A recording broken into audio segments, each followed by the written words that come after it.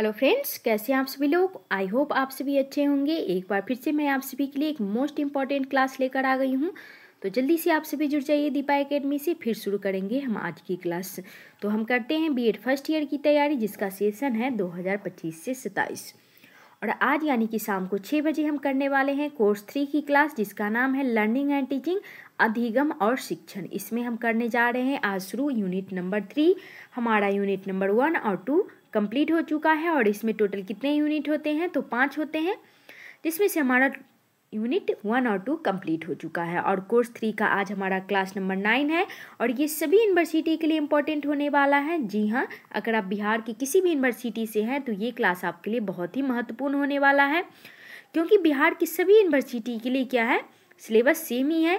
अगर आप other state से हैं तो एक बार सिलेबस को ज़रूर मिला लीजिएगा। अगर आपके सिलेबस का हिस्सा है लर्निंग एंड टीचिंग तो आप लोग भी क्लास को देख सकते हैं।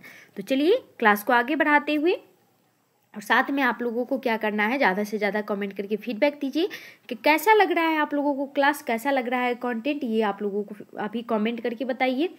इसमें क्या इम्प्रूवमेंट होना चाहिए, क्या कमी, क्या ज़्यादा है, आप लोग ज़रूर कमेंट करके बताइए अभी इसी वक्त।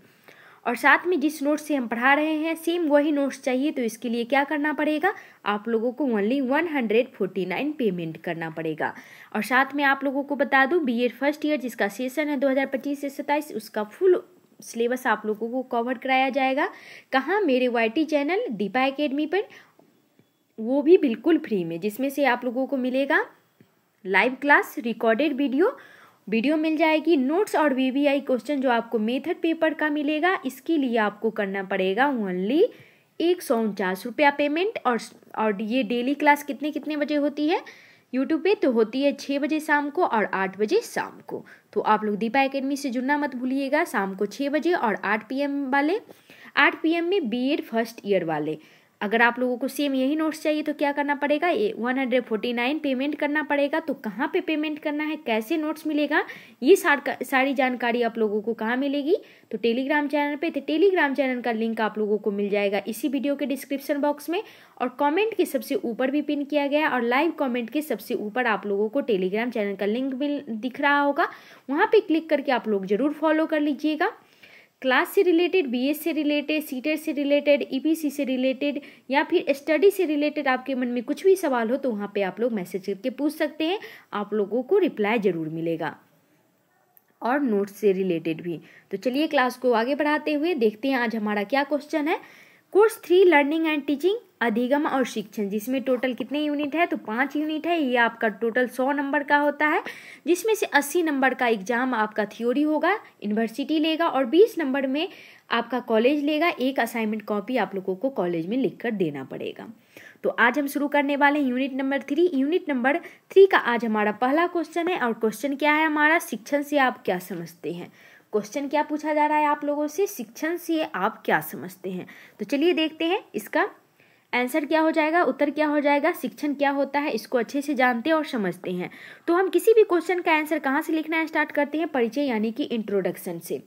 जो क्लास रेगुलर देख रहे होंगे उनको अच्छे से पता चल गया होगा कि बीएड के एग्जाम में हमें कैसे किसी आंसर को लिखना है, किस मेथड से लिखना है। जो इस क्लास में पहली बार आए हो तो प्लीज़ चैनल को सब्सक्राइब करके बेल आइकन प्रेस कर लीजिएगा, ताकि नेक्स्ट क्लास की नोटिफिकेशन आपको टाइम से मिल जाए। और साथ में आप लोग क्लास को लाइक कर दीजिए और सभी लोग शेयर कर दीजिए, ताकि और भी बच्चे इसमें जुड़कर फ्री क्लास में अपना, उनके लिए भी लाभ मिल सके।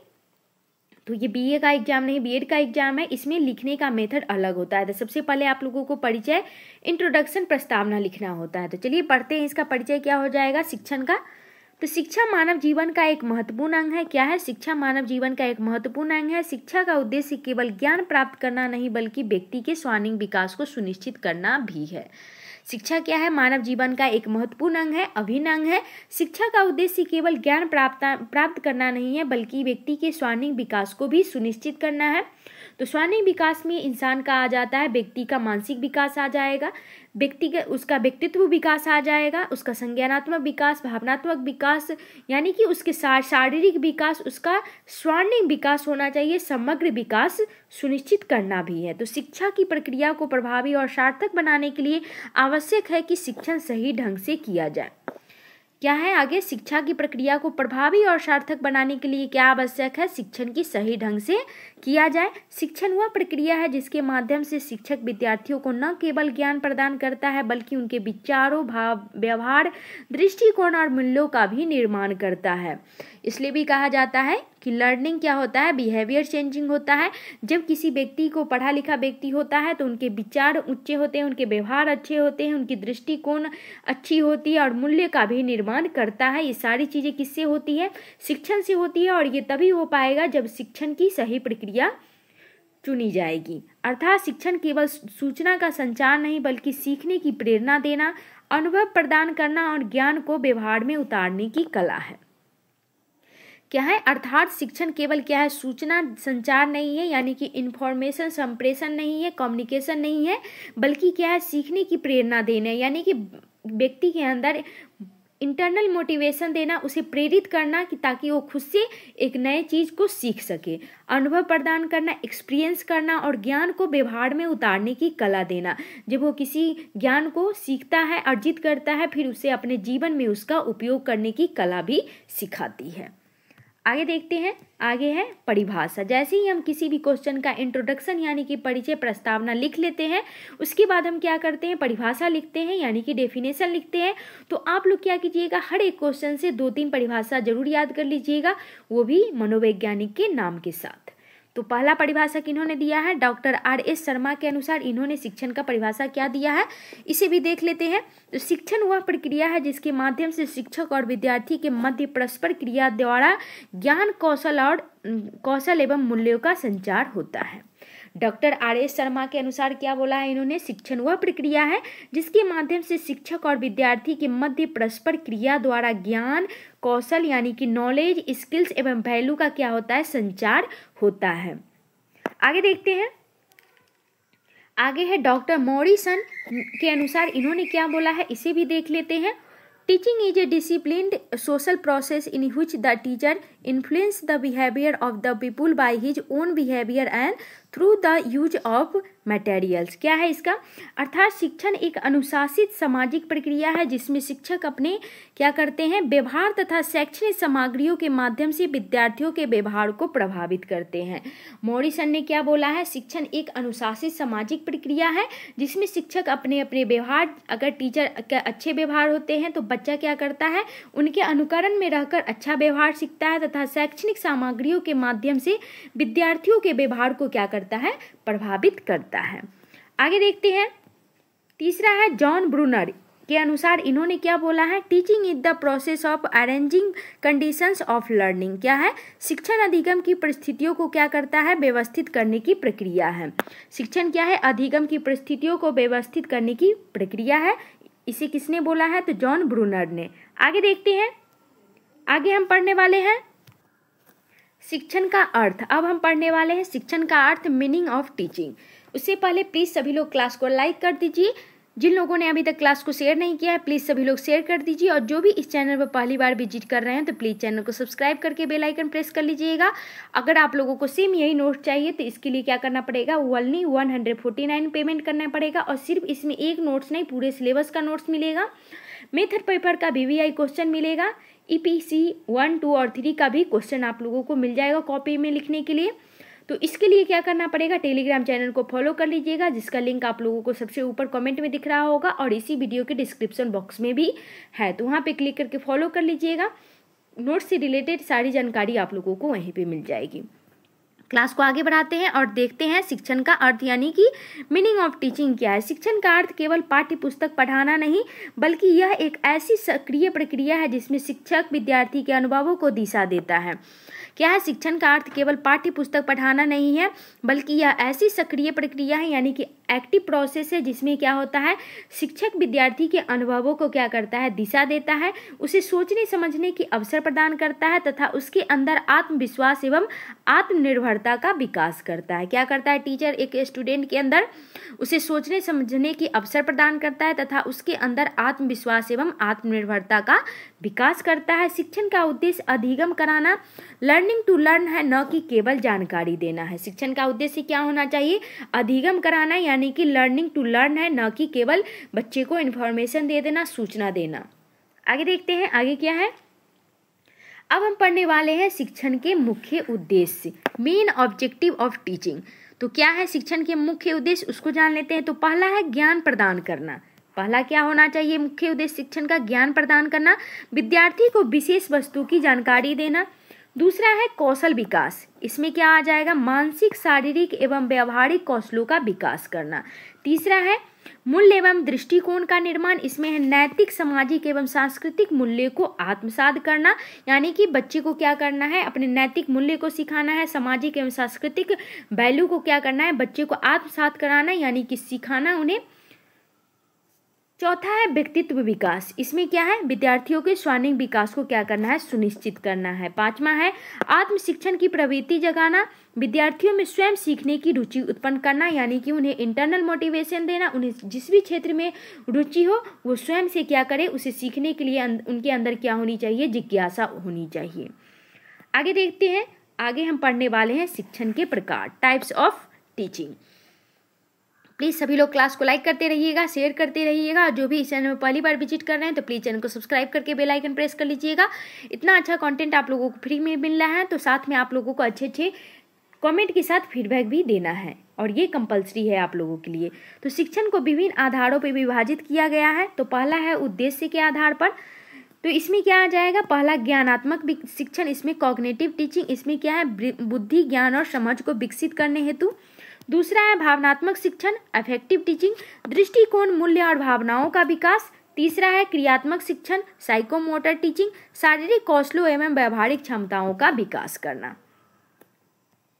आगे पढ़ते हैं, दूसरा है शिक्षक की भूमिका के आधार पर। अब हम इसको देखते हैं शिक्षक की भूमिका के आधार में। तो पहला होगा प्रत्यक्ष शिक्षण, यानी कि डायरेक्ट टीचिंग, शिक्षक स्वयं पढ़ाता है, विद्यार्थी क्या करते हैं, सुनते हैं। उदाहरण व्याख्यान विधि, यानी कि लेक्चर मेथड। दूसरा है अप्रत्यक्ष शिक्षण, इनडायरेक्ट टीचिंग, विद्यार्थी सक्रिय भाग लेते हैं। उदाहरण परियोजना पद्धति, चर्चा पद्धति आदि। इसमें क्या हो जाएगा, बच्चा खुद से करके सीखेंगे, टीचर यहाँ पे फैसिलिटेटर, मार्गदर्शक, गाइड का काम करेंगे। आगे देखते हैं, तीसरा है विधि के आधार पर। पहला इसमें क्या हो जाएगा, परंपरागत शिक्षण, ट्रेडिशनल टीचिंग, शिक्षक केंद्रित एक तरफा संचार, जो कि पहले के टाइम में होता था, टीचर को जो मनाया वही पढ़ाएंगे। वहाँ पे सेंटर पे कौन होते थे, शिक्षक होते थे, उन्हीं की मर्जी से बच्चे क्या करते थे, सीखते थे, पढ़ते थे।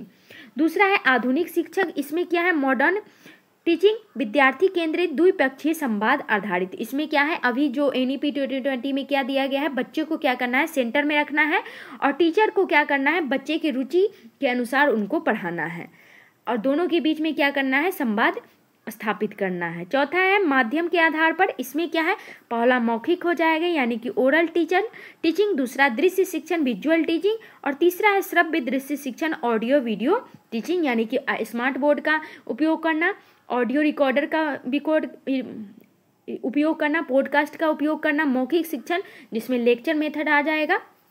आगे देखते हैं, आगे हम पढ़ने वाले शिक्षण की विशेषता। तो उससे पहले प्लीज़ आप सभी लोग क्लास को लाइक कर दीजिए। जो भी इस चैनल पर पहली बार विजिट कर रहे हैं प्लीज़ चैनल को सब्सक्राइब कर लीजिएगा, और सभी लोग क्लास को शेयर करते रहिए। और साथ में आप लोगों को हाइप का बटन दिख रहा होगा, वहाँ पे क्लिक करके आप लोगों को पॉइंट देना है।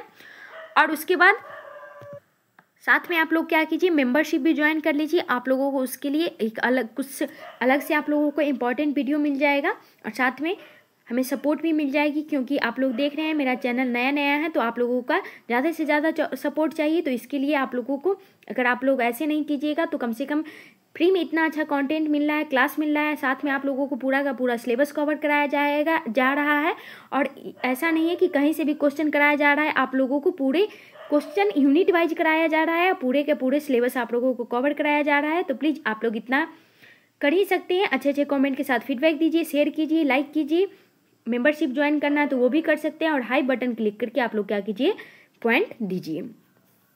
तो देख लेते हैं शिक्षण की विशेषता क्या है। तो पहला है यह एक द्विपक्षीय प्रक्रिया है। क्या है, ये द्विपक्षीय प्रक्रिया है, यानी कि एक पक्ष टीचर और दूसरा क्या हो जाएगा, स्टूडेंट हो जाएगा। सिर्फ शिक्षक से भी नहीं होगा और ना ही सिर्फ स्टूडेंट से होगा। तो ये क्या है, एक द्विपक्षीय प्रक्रिया है, जिसमें शिक्षक और विद्यार्थी दोनों क्या है, सक्रिय रहते हैं। दूसरा है इसका मुख्य उद्देश्य अधिगम कराना है, यानी कि सिखाना है, लर्निंग कराना है।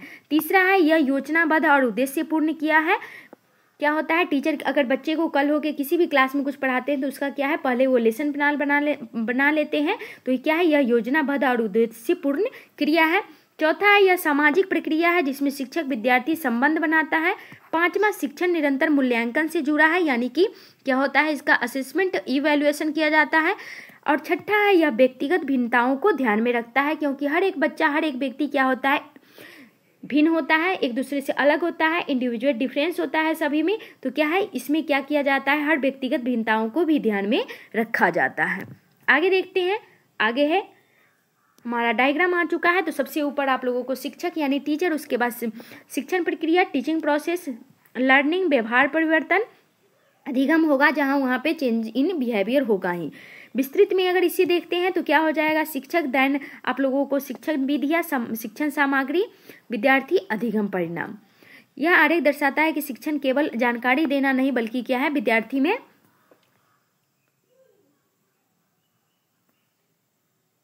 विद्यार्थी का यहाँ पे स्वर्णिम विकास करना भी हो जाएगा।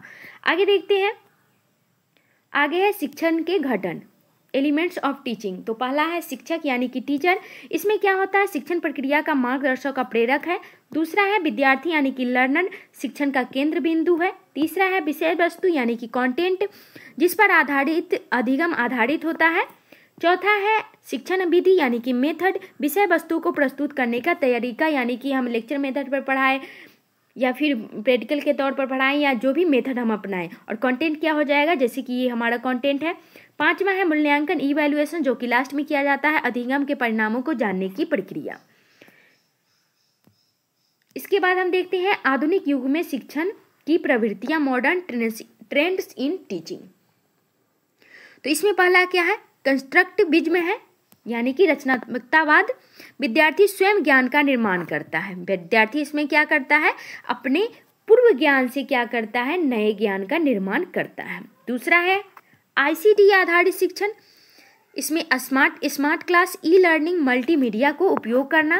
तीसरा है अनुभवात्मक शिक्षण, यानी कि एक्सपीरियंस द्वारा लर्निंग करना, अनुभव द्वारा सीखना। चौथा हो जाएगा सहयोगात्मक शिक्षण, यानी कि कोलैबोरेटिव लर्निंग, यानी कि एक दूसरे को सहयोग करके समूह में मिलकर सीखना। पांचवा है समावेशी शिक्षण, इंक्लूसिव टीचिंग, सभी प्रकार के विद्यार्थियों के लिए समान अवसर। इसके बारे में तो हम डिटेल से क्लास कर चुके हैं समावेशी शिक्षा पर। तो जो भी इस चैनल में पहली बार आए हों और पहले वाला क्लास नहीं देखा है तो प्लीज़ आप सभी लोग क्लास को देख लीजिए। कोर्स 1 और कोर्स 2 हमारा पूरा का पूरा कंप्लीट हो चुका है, दोनों का अलग अलग प्लेलिस्ट है, तो आप लोग उसे जरूर पूरा का पूरा देख लीजिएगा क्लास। साथ में हमारा यूनिट 3 का क्लास ये है, जिसमें से यूनिट 1 और यूनिट 2 भी हमारा कंप्लीट हो चुका है। अभी हम यूनिट 3 पढ़ रहे हैं कोर्स 3 का, और साथ में हमारा कोर्स 4 का भी क्लास चल रहा है, जिसमें से हमारा यूनिट 1 का क्लास हो चुका है। तो जो भी इस चैनल पर पहली बार आज आए हों तो पहले वाला आप लोग सारा क्लास देख लीजिएगा। ये सारी क्लास आप लोगों को यहीं UIT चैनल दीपा एकेडमी पे मिल जाएगा बिल्कुल फ्री में।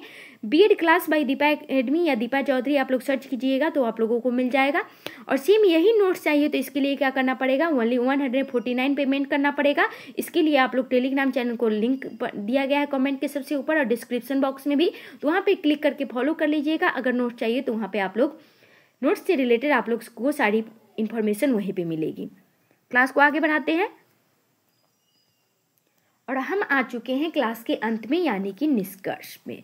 निष्कर्ष क्या है, जितना इंपॉर्टेंट आप लोगों को किसी क्वेश्चन का आंसर देना है उतना ही इंपॉर्टेंट आप लोगों को हर एक क्वेश्चन में लास्ट में निष्कर्ष लिखना है। तो आप लोगों को क्या करना है, BEd के एग्जाम में कंपल्सरी रूप से हर एक क्वेश्चन में लास्ट में निष्कर्ष लिखना है।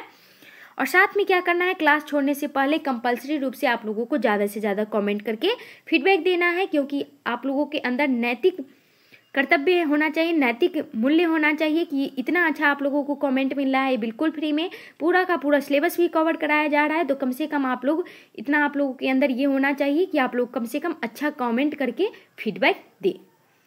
तो देख लेते निष्कर्ष क्या है। शिक्षण केवल विषय पढ़ाने की प्रक्रिया नहीं बल्कि यह मानव निर्माण की प्रक्रिया है। एक सफल शिक्षक वह है जो विद्यार्थियों में जिज्ञासा, सोचने की क्षमता, आत्मविश्वास और सामाजिक मूल्यों का विकास करे।